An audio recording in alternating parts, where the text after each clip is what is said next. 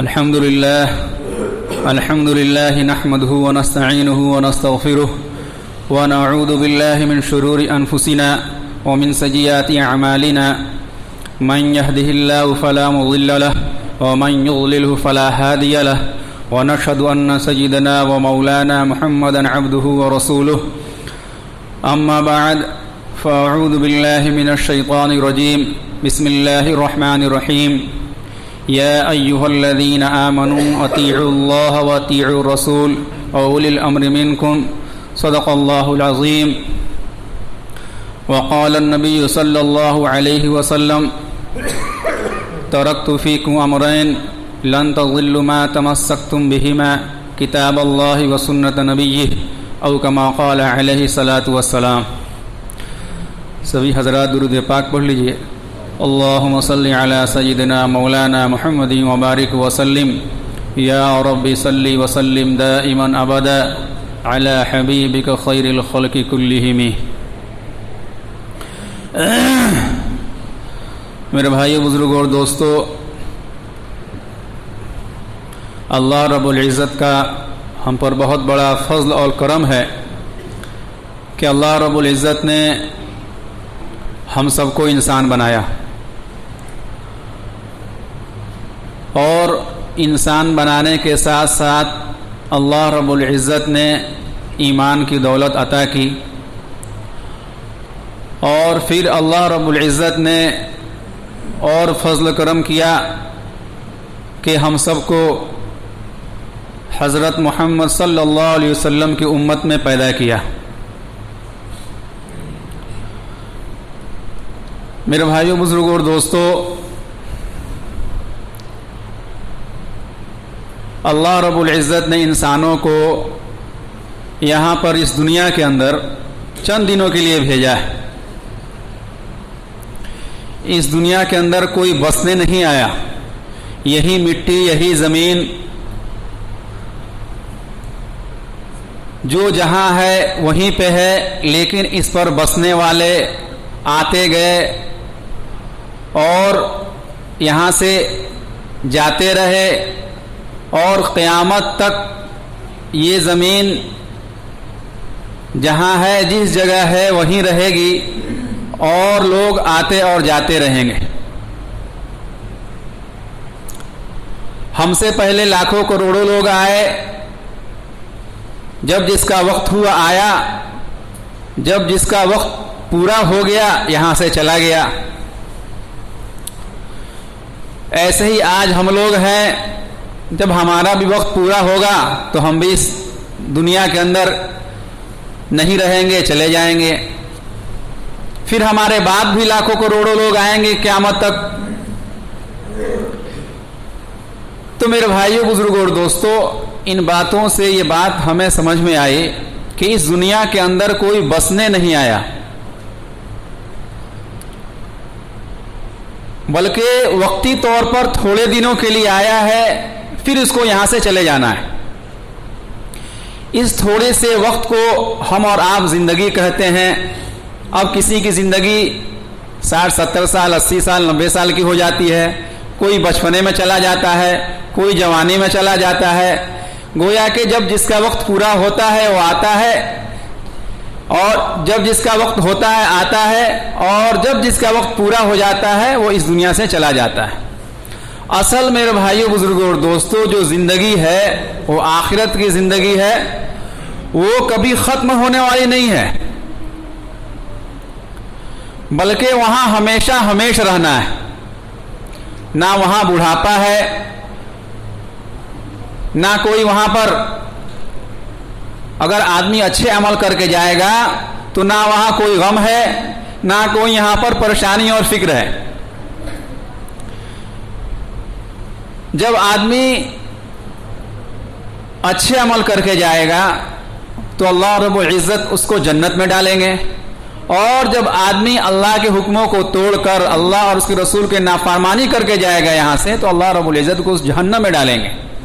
जब जन्नती जन्नत के अंदर और जहन्नमी जहन्नम के अंदर चले जाएंगे तो अल्लाह रब्बुल इज़्ज़त मौत को एक जानवर की शक्ल देगा,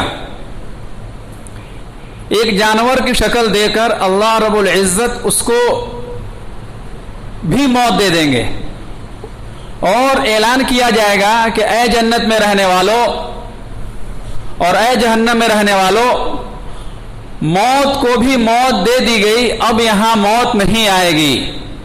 जिससे जो जन्नत में लोग होंगे उनके खुशी में इजाफा हो जाएगा, उनकी खुशी बढ़ जाएगी कि ऐसे ऐश में, ऐसे मस्ती में और ऐसे अच्छे जगह में अब हम हमेशा रहेंगे, मौत आएगी नहीं।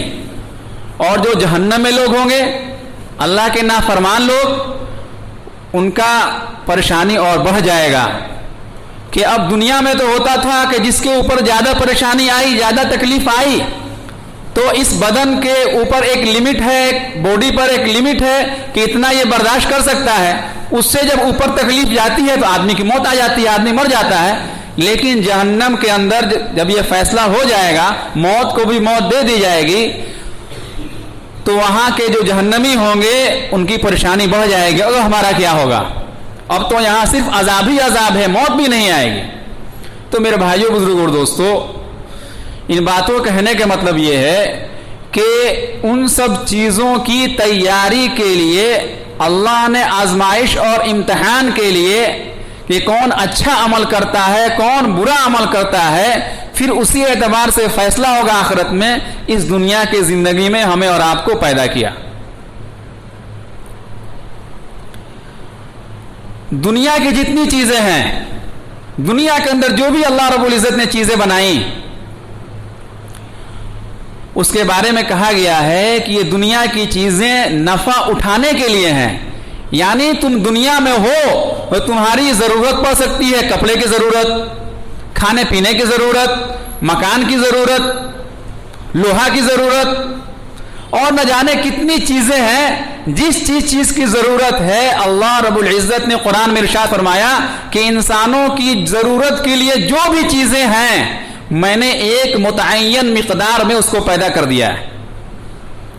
इस दुनिया के अंदर इंसानों की जरूरत के लिए जो भी चीजें हैं, जो भी क़यामत तक जरूरत आने वाली उसकी चीज है, अल्लाह रब्बुल इज्जत में कुरान में ऐलान किया कि हमने एक मुतअय्यन मिकदार में, यानी जिससे इंसान की जरूरत पूरी हो जाए, कमी ना हो, सब कुछ अल्लाह रब्बुल इज्जत ने पैदा कर दिया।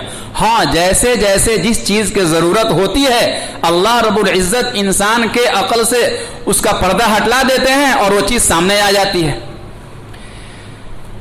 पेट्रोल है, कैसे कैसे गैस हैं, जो हम पहले नाम भी नहीं जानते थे, वो आज हमारे सामने मौजूद है।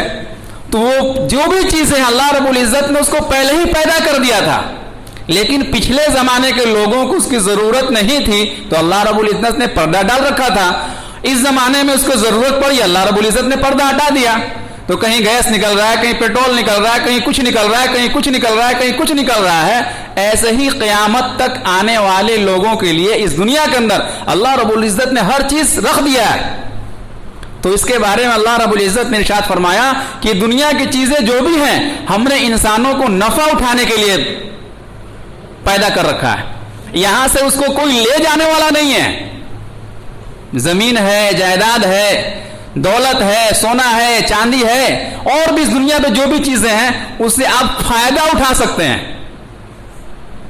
अब वो अल्लाह रब्बुल इज्जत ने आजमाइश और इम्तिहान के तौर पर वो आपके ऊपर छोड़ दिया है कि आप उससे फायदा गलत उठाते हैं या फायदा सही उठाते हैं। तो मेरे भाइयों, बुजुर्गों और दोस्तों, इस दुनिया के चक्कर में हम इतना पड़ गए कि हम ये भूल जाते हैं कि हमें अल्लाह के सामने पेश भी होना है। कल अल्लाह के सामने हमको जवाब भी देना है। तो खुलासा ये है कि मेरे भाइयों, बुजुर्गों और दोस्तों, ये छोटी सी जो जिंदगी हमें और आपको मिली हुई है, कामयाब वही शख्स होगा जो अल्लाह और उसकी रसूल की मान कर चलेगा। जिंदगी सबकी कट रही है, जो नाफरमान है उसकी भी कट रही है, जो फरमाबरदारी कर रहे हैं उसकी भी कट रही है। फैसला कल आखिरत में होने वाला है। एग्जामिनेशन हॉल में लिखते सब हैं, लेकिन वही लिखने वाला कोई फेल हो जाता है, सही से नहीं लिखता है। वही लिखने वाला जो सही से लिखता है, आगे जाके पास कर जाता है। तो मेरे भाइयों, बुजुर्गों और दोस्तों, इस दुनियावी जिंदगी के अंदर हमको अल्लाह और रसूल की बातों को अपनी जिंदगी में उतारनी पड़ेगी। हम धोखे में पड़े हुए हैं कि हमारी जिंदगी है, हमारा पैसा है, हमारा सब कुछ, हम जो चाहे करें। मेरे भाइयों, बुजुर्गों और दोस्तों, ऐसा नहीं है। तो इस्लामी चीजों में, इस्लामी अहकामात में जहां बहुत सारी चीजें हैं, एक चीज मेरे भाइयों, बुजुर्गों और दोस्तों, जो बताने का मकसद है वो क्या है? इस्लामी लिबास, इस्लामी कपड़ा, इस्लामी पहनावा।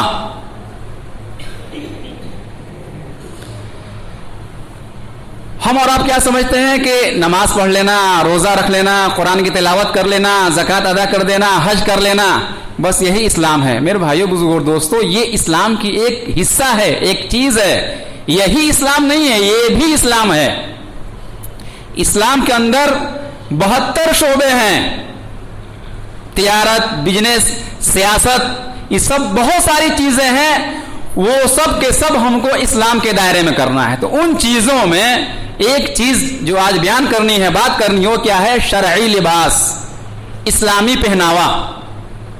मेरे भाइयों, बुजुर्गों और दोस्तों, इस्लाम ने हमको यूं ही कपड़े के मामले में आजाद नहीं छोड़ा है कि जो चाहे पहन लो, जैसे चाहे कपड़ा पहन लो, तुम्हारा जिस्म है, तुम मालिक हो, नहीं। बल्कि इस्लाम ने, शरीयत ने मर्दों का अलग, औरतों का अलग लिबास मुतय्यन किया है। एक दायरा दिया है कि औरत कहां तक अपना जिस्म खोल सकती है और कहां तक छिपाना फर्ज है। मर्दों को एक दायरा दिया है कि क्या छिपाना फर्ज है, कितना खोल सकता है। लेकिन अफसोस मेरे भाइयों, बुजुर्गों और दोस्तों, फैशन के नाम पर और दूसरे लोगों को तरक्की याफ्ता समझने के नाम पर हमने उनसे ऐसा कल्चर लिया और ऐसा पहनावा लिया जो शरीयत के बिल्कुल खिलाफ। मेरे भाइयों, बुजुर्गों और दोस्तों, हदीस पाक में नबी पाक सल्लल्लाहु अलैहि वसल्लम ने इरशाद फरमाया औरतों के बारे में, कासियातुन आरियात, मुमीलातुन माइलात, और कमा काल के अल्लाह के नबी सल्लल्लाहु अलैहि वसल्लम ने इरशाद फरमाया कि आखिरी जमाने में ऐसी औरतें होंगी जो कपड़ा पहनने के बाद में नंगी होंगी और खुद दूसरों की तरफ माइल होने वाली होंगी और अपने तरफ लोगों को माइल करने वाली भी होंगी। लंबी हदीस है ये। अब उलमा कराम ने इस हदीस की रोशनी में बातें लिखी कि कपड़ा पहनने के बाद भी नंगी, क्या मतलब? या तो इतना बारीक कपड़ा पहनेंगे वो, इतना बारीक कपड़ा कि कपड़ा पहनने के बाद भी जिस्म नजर आएगा। आजकल देखिए फैशन के नाम पे क्या क्या चल रहा है, मुझे कहने की जरूरत नहीं है। आप इंसान हैं, आंखें हैं और कुछ भी शर्म और हया बची है, और अगर शऊर है तो आप देख सकते हैं कि आजकल हालात क्या हैं। अगर शर्म और हया खत्म हो चुकी है, मर चुकी है, तो फिर उसका कोई इलाज नहीं है। नबी पाक सल्लल्लाहु अलैहि वसल्लम ने जो इरशाद फरमाया कि पहनने के बाद भी औरतें नंगी होंगी और खुद भी मर्दों की तरफ माइल होंगी और लोग उनके तरफ माइल होंगे उनके हरकतों से। आजकल क्या हालात है, ऐसे ऐसे लड़कियां, औरतें कपड़ा पहन के निकल रही हैं। कपड़ा पहनना कोई फायदा नहीं। कपड़ा के मतलब है कि अल्लाह रब्बुल इज्जत ने जिस्म के अंदर कुछ हिस्से ऐसे रखे हैं जिसको आप दिखा सकते हैं। चेहरा है, हाथ है, पैर है। औरतों के लिए अलग है, मर्दों के लिए अलग है। कुछ चीजें ऐसी हैं कि उसको छिपाने का हुक्म दिया गया। लेकिन फैशन के नाम पे ऐसे ऐसे कपड़े आज इजाद किए गए जो गैर इस्लामी, गैर शरई।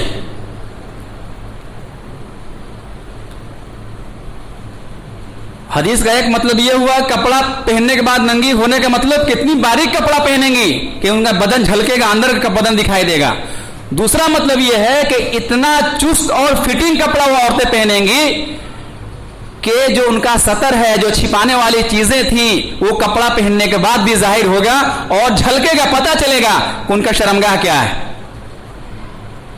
मेरे भाइयों, बुजुर्गों और दोस्तों, उलमा ने लिखा है इस हदीस के रोशनी में कि यह हदीस से मतलब ये नहीं हुआ कि सिर्फ ये हुक्म औरतों के लिए है। अगर मर्द भी जो उनके छिपाने की जगह हैं, जो सतर है, अगर वो ऐसा कपड़ा पहनते हैं, इतना टाइट और इतना फिटिंग कपड़ा या इतना बारीक कपड़ा पहनते हैं, वो भी उसी के अंदर दाखिल है। अल्लाह रब्बुल इज्जत ने उन औरतों पर लानत फरमाई है। आज फैशन के नाम पर हम क्या कर रहे हैं, गार्जियन हजरात भी ध्यान नहीं दे रहे हैं। उनका बच्चा कैसा कपड़ा पहन रहा है, नहीं पहन रहा है, बेटियां कैसा कपड़ा पहन रही है, नहीं पहन रही है, कुछ मतलब नहीं। मेरे भाइयों बुजुर्गों और दोस्तों, अल्लाह रब्बुल इज्जत ने कुरान में साफ साफ ऐलान किया है, कु आफुसकुम व अहलीकुम नारा, कि अपने आप को भी जहन्नम की आग से बचाओ और अपने आल औलाद को भी जहन्नम की आग से बचाओ। आजकल तो हालात ऐसे आ गए कि हम नमाज में भी आते हैं तो इतना फिटिंग कपड़ा पहन के आते हैं कि आगे का शर्मगाह और पीछे का शर्मगाह बिल्कुल साफ झलकता है। मेरे भाई, किसी मुफ्ती से आलिम से मसला पूछिए कि उसे कपड़ा पहनना, नमाज पढ़ना बेहतर है, मकरूह है। नमाज तो हो जाएगी खैर आपकी, लेकिन कपड़ा पहनने का मतलब है कि हमारा सतर ना दिखे। जो शर्म करने वाली चीज है उसी वजह से उसको शर्मगाह कहा जाता है, जिससे शर्म आती है। ऐसे ऐसे लोग मैं कई जगह देखा कि ऐसे कितना फिटिंग जींस, रुकू में जा रहे हैं तो पूरा पीछे का हिस्सा साफ पता चल रहा है, आगे का हिस्सा पता चल रहा है। रुकू में जा रहे तो कमर खुल जा रही है, नमाज होगी? मर्द का नाप से लेकर नाप से लेकर घुटने के नीचे तक पूरा छिपा हुआ होना जरूरी है। अगर उसमें से कुछ हिस्सा भी खुल गया, नमाज उसकी नहीं होगी। और एक और ये बीमारी चली हुई है, पहले जिसको ऐब समझा जाता था आज वो फैशन बन गया। फटा हुआ कपड़ा पहले ऐब था, कोई फटा हुआ कपड़ा नहीं पहनता था। आज ऐसे ऐसे जींस आ रहे हैं जो फटे हुए रहते हैं, 3-4 एक टांग में, दूसरा 3-4 एक टांग में। जो जितना फटा हुआ पहने वो उतना ही समझते हैं हम फैशन वाले हैं। ये पागलपन और दीवानापन है कि उसके अंदर से ये सलाहियत खत्म हो चुकी है कि हमको कैसा कपड़ा पहनना है, कैसा नहीं पहनना है। ये पागलपन है, उसको इतना होश ही नहीं है कि क्या हमारे लिए अच्छा है, क्या खराब है। मेरे भाइयों बुजुर्गों दोस्तों, हम मुसलमान हैं, अल्लाह और रसूल के मानने वाले हैं।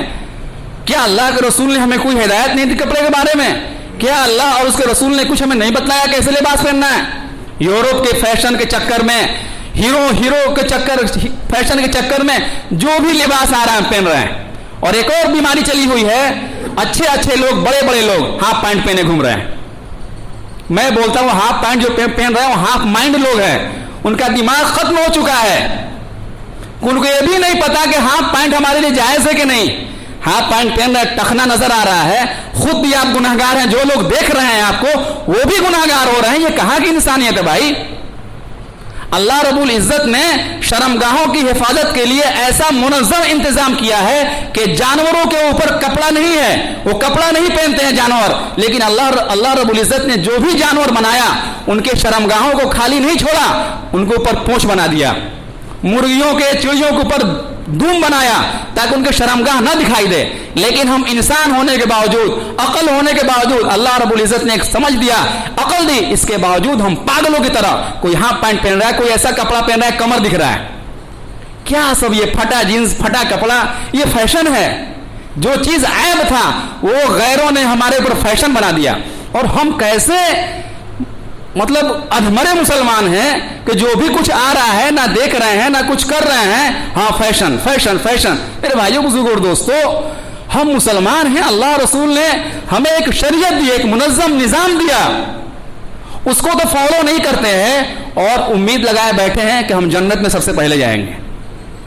हमारा ईमान इतना कमजोर कि फटा पैंट, हाफ पैंट और न जाने कैसे कैसे ड्रेस पहनकर खुश हैं। हमारा ईमान वहां तक नहीं जा रहा है कि ये कपड़ा हमारे लिए पहनने लिए जायज है कि नहीं जायज है। और उम्मीद क्या लगाएं, सबसे पहले जन्नत में जाएंगे। सहाबा कराम ने पूरी जिंदगियां खपा दी, अपने औलादों को यतीम और बीवियों को बेवा कर दिया, फिर भी वो रोते थे कि अल्लाह में जन्नत अता कर दे, राजी और खुश हो जा। और हमारा क्या हाल है? एकदम नंगापन, उरियानियत फैली हुई है। बच्चियों को देखो, बच्चियां भी जींस पैंट पहने घूम रही हैं। ऐसे ऐसे स्कूलों में हमने बच्चियों को नाम लिखवा दिया है कि वहां पर स्कूलों के अंदर बच्चों का फुल पैंट है, बच्चों का फुल पैंट और लड़कियों का स्कर्ट, लड़कियों का स्कर्ट और बच्चों का फुल पैंट। ये कौन सिस्टम है भाई? जो छिपाना था उसको हाफ कर दिया और जो थोड़ा आगे पे चल सकता था उसको फुल पैंट कर दिया। मेरे भाइयों बुजुर्गों दोस्तों, जो भी ये फैशन आता है याद रखिएगा, इस्लाम के अहकामात के खिलाफ ये फैशन आता है। सच्चा पक्का मुसलमान और ईमान वाला वही है जो इन फैशन के चक्कर में ना पड़े। एक और बीमारी फैली हुई कि हम नमाज में आते हैं, अक्सरियत का हाल है ये। कितने लोगों को देखा हूं मैं कई जगह, दूसरे जगह भी, कि गंजी जो आदमी अंदर पहनता है वो गंजी और लुंगी पहन के नमाज पढ़ने आ गए। मेरे भाइयों बुजुर्गों दोस्तों, इस्लामी चीजों को हमने इतना हल्का बना दिया, इतना हल्का खुद से बना दिया कि दूसरे लोग भी देखते हैं तो हंसते हैं कि क्या है इनका इस्लाम। क्या अल्लाह ने कहा था कि अपने अहकामात को हल्का बना दीजिए? डीएम के पास जाना हो, एसपी के पास जाना हो, किसी नेता के पास जाना हो, किसी बारात और शादी ब्याह में जाना हो तो अच्छा लिबास पहनते हैं। कौन अच्छा घर में लिबास है? मस्जिद में आना हो तो फटी लुंगी, और जो घर में अंदर गंजी पहनते हैं वो गंजी पहन के मस्जिद में हाजिर। अल्लाह के दरबार में जा रहे हैं, यही अगर कोई नेता बोल दे तुम अपने मस्जिद में जाओ तो लुंगी गंजी पहन के जाना, बवाल हो जाएगा नहीं होगा? कोई नेता बोल दे कि दाढ़ी कटवाओ, बवाल होगा कि नहीं होगा? लेकिन हम ये हरकतें कर रहे हैं तो कोई अफसोस की बात नहीं है। नेता कह दे कि बगैर टोपी की नमाज पढ़ो, आज ही बवाल हो जाएगा। वो कौन होते हैं बोलने वाले कि तुम बगैर टोपी की नमाज पढ़ो? लेकिन हम खुद ही इसकी मजाक उड़ा रहे हैं, कोई अफसोस की बात नहीं है। मेरे भाइयों बुजुर्गों और दोस्तों, अक्सर का देखा जाता है बगैर टोपी की नमाज। पूछा जाता है भाई बगैर टोपी नमाज हो जाती है? भाई नमाज हो जाती है, लेकिन आप याद रखिए कोई भी एक हदीस आप नहीं दिखा सकते हैं कि हुजूर पाक सल्लम से सहाबा कराम की रिवायत मौजूद हो कि हुजूर पाक सल्लम ने नंगे सर नमाज पढ़ी है। एक रिवायत नहीं दिखा सकते हैं आप। हाँ, उसके टोपी के बगैर नमाज हो जाती है, लेकिन आप खुद फैसला कीजिए। खाने के वक्त सर ढकने का हुक्म है, लेटरिन जाने के वक्त सर ढकने का हुक्म है, तो क्या नमाज सर खोल के पढ़ने का हुक्म होगा? कहां हम जा रहे हैं? कोई जींस पहन के चला आ रहा है नमाज पढ़ने, कमर खुल जा रही है, कोई बगैर टोपी की नमाज पढ़, क्या है सब? अल्लाह के दरबार हम कैसे आ रहे हैं? मेरे भाई इसका ख्याल रखें कि शरई लिबास है। हुजूर पाक सल्लम का शरई लिबास क्या था? लंबा कुर्ता पहनते थे, लुंगी अंदर पहनते थे, एक पैजामा सिलवाया था, लेकिन नौबत नहीं आई पहनने की, दुनिया से पर्दा फरमा गया। और पैजामा के बारे में कहा कि पैजामा जो है सतर को ढकने वाला सबसे अच्छा कपड़ा है। तो मेरे भाई कम से कम जुमे हो या नमाज का टाइम हो, उसमें तो कम इस्लामिक शरई लिबास पहन के आए, टोपी के साथ नमाज पढ़ें। अल्लाह रब्बुल इज्जत से दुआ है कि अल्लाह रब्बुल इज्जत इन बातों को अमल और तौफीक अता फरमाए। जो हजरत